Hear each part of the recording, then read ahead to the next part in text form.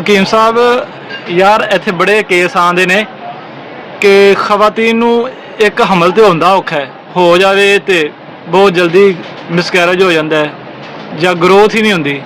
ਬਾਅਦ ਕਾਤ ਤੇ ਹਮਲ ਹੋ ਜਾਂਦਾ, ਗਰੋਥ ਨਹੀਂ ਹੁੰਦੀ, ਔਰ ਕਈਆਂ ਖਵਾਤੀਨ ਨੂੰ ਤੇ 9 ਮਾਹ ਹੀ ਤਕਲੀਫ 'ਚ ਰਹਿਣਾ ਪੈਂਦਾ।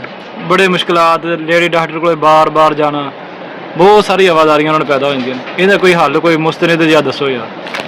अस्सलाम वालेकुम रहमतुल्लाह व बरकातहू। बहु ਇਹ ਜਿਹੜੀ ਮੇਨ ਵਜ੍ਹਾ ਹੈ ਨਾ ਬੱਚੇ ਦੀ ਗਰੋਥ ਦਾ ਨਾ ਹੋਣਾ, ਇਹ ਹਰ ਬੰਦੇ ਨੂੰ ਨਹੀਂ ਪਤਾ, ਨਾ ਬੀਬੀਆਂ ਨੂੰ ਪਤਾ ਹੁੰਦਾ ਹੈ। ਉਹ ਦਵਾਈਆਂ ਦੇ ਪਿੱਛੇ ਉਹ ਲੱਗੀਆਂ ਰਹਿੰਦੀਆਂ ਨੇ। ਮੇਨ ਵਜ੍ਹਾ ਮੇਰੇ ਜ਼ਿਹਨ ਦੇ ਮੁਤਾਬਕ ਇਹ ਹੈ ਕਿ ਜਿਹੜਾ ਹੈ ਨਾ, ਜਦੋਂ ਔਰਤ ਪ੍ਰੈਗਨੈਂਟ ਹੋ ਜਾਂਦੀ ਨਾ, ਔਰਤ ਨੂੰ ਹਮਲ ਠਹਿਰ ਜਾਂਦਾ, ਉਹ ਜ਼ਿਹਨ 'ਚ ਸੋਚਦੀ ਹੈ ਕਿ ਮੈਂ ਹੁਣ ਗਰਮ ਚੀਜ਼ ਇਸਤੇਮਾਲ ਨਹੀਂ ਕਰਨੀ, ਠੰਡੀਆਂ ਯੂਜ਼ ਕਰਨੀਆਂ। ਔਰ ਪੁਰਾਣੀਆਂ ਮਾਈਆਂ ਬੀਬੀਆਂ ਵੀ ਕਹਿੰਦੀਆਂ ਨੇ, ਉਹ ਬੱਚਾ ਹੁਣ ਗਰਮ ਸ਼ੈ ਨਾ ਖਾਈ, ਤੇਰਾ ਹਮਲ ਜ਼ਾਇਆ ਹੋ ਜਾएगा, ये हो जाएगा, वो हो जाएगा। ਉਹ ਡਰ ਦੀਆਂ ਮਾਰੀਆਂ ਗਰਮ ਚੀਜ਼ ਜਾਂ ਤਾਕਤ ਵਾਲੀ ਚੀਜ਼ ਇਸਤੇਮਾਲ ਨਹੀਂ ਕਰਦੀਆਂ। ਠੰਡੀ ਕੋਈ ਚੀਜ਼ ਐਸੀ ਨਹੀਂ ਜਿਹੜੀ ਜਿਸਮ ਨੂੰ ਤਾਕਤ ਜਾਂ ਗਰੋਥ ਦੇ ਸਕਦੀ ਹੈ।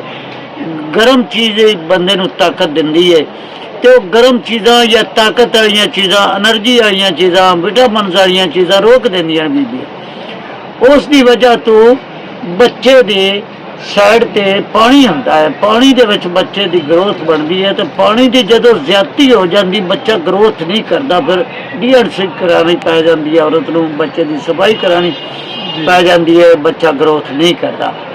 ਇਹ ਮੇਨ ਵਜ੍ਹਾ ਇਹ ਹੈ। ਲੇਕਿਨ ਇਸ ਪਾਸੇ ਕੋਈ ਆਦਮੀ, ਕੋਈ ਔਰਤ ਬੀਬੀ ਖਿਆਲ ਨਹੀਂ ਕਰਦਾ ਕਿ ਇਹਦੀਆਂ ਕਿਉਂ ਜੀ ਗਰਮ ਚੀਜ਼ਾਂ ਕਿਉਂ ਰੋਕੀਆਂ।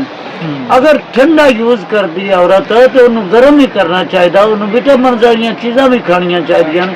ਲੇਕਿਨ ਉਹ ਰੋਕ ਦਿੰਦੇ ਨੇ, ਠੰਡੀਆਂ ਚੀਜ਼ਾਂ ਯੂਜ਼ ਕਰਕੇ ਉਹ ਬੱਚੇ ਦੀ ਗਰੋਥ ਰੁਕ ਜਾਂਦੀ ਹੈ। ਇਤਦਾਲ ਨਾਲ ਹੀ ਜ਼ਰੂਰੀ ਹੈ, ਇਤਦਾਲ ਹੋਣਾ ਚਾਹੀਦਾ, ਬਰਾਬਰ ਬੈਲੈਂਸ ਤੇ ਹਰ ਚੀਜ਼ ਹੈ। ਇਨਸਾਨ ਬਣਿਆ 4 ਚੀਜ਼ਾਂ ਦਾ, ਅੱਗ, ਹਵਾ, ਮਿੱਟੀ, ਪਾਣੀ। ਇਹ ਚਾਰੇ ਚੀਜ਼ਾਂ ਅਗਰ ਬਰਾਬਰ ਤੇ ਰਹਿਣਗੇ ਤਾਂ ਹਰ ਕਿਸਮ ਦੀ ਇਨਸਾਨ ਦੀ ਤੰਦਰੁਸਤੀ, ਮਰਨਾ ਨਹੀਂ। ਇੱਕ ਚੀਜ਼ ਦੀ ਵੀ, ਇੱਕ ਖਿਲਤ ਦੀ ਇਨਸਾਨ ਤੇ ਜ਼ਿਆਦਤੀ ਹੋ ਗਈ ਹੈ ਤੇ ਉਹ ਤੰਗ ਕਰੇਗੀ, ਉਹ बीमारी लाएगी, वो बचना खराब होएगा।